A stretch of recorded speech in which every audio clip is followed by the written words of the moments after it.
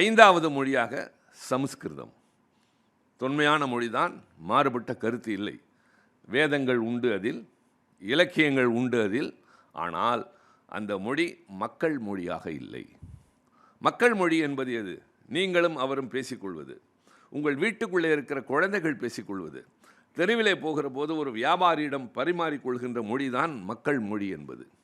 நீங்கள் 2 வேத விற்பனர்கள் சமஸ்கிருதத்தில் வேதம் ஓதுவதை கேட்கலாம், மந்திரங்கள் சொல்லுவதை கேட்கலாம். ஆனால் சமஸ்கிருதத்தில் பேசிக்கொள்கிறவர்கள் உண்டா என்றால் கிடையாது. ஆக அது மக்கள் மொழி அல்ல.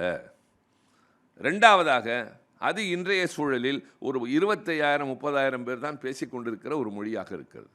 சில பேருக்கு பயிற்றுவிக்கப்படுகின்றது. ஆக 5 மொழிகளை சொன்னேன்: கிரேக்கம், லத்தீன், ஹீப்ரு, சீனம், சமஸ்கிருதம். 6வது தான் நம்முடைய தாய்மொழி தமிழ் மொழி. இது இந்த மூத்த மொழிகளின் வரிசையில் வருகிறது. ஏன் இதை கடைசியாக சொல்கிறேன்?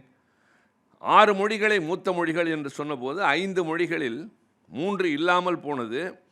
1 எல்லையை தாண்டவில்லை, 1 மக்களின் மொழியாக இல்லை. ஆனால் 6வதாக நிற்கிற தமிழ் மொழி தான் காலங்களை கடந்து மக்கள் மொழியாக, இலக்கிய செறி உள்ளதாக, இலக்கணம் நிரம்பியதாக, வாழ்க்கை தத்துவங்களை சொல்லுகின்ற, எல்லாவற்றையும் எல்லோரும் ஏற்றுக்கொள்ளக்கூடிய அளவிற்கு காலத்திற்கேற்ப தன்னை மெருகேற்றி கொண்டு, இன்னும் சொல்ல வேண்டுமென்றால் அடுத்தவர்களோடு உறவுக்கு கைகுலுக்குகின்ற ஒரு மொழியாக தமிழ் மொழி இருக்கிறது.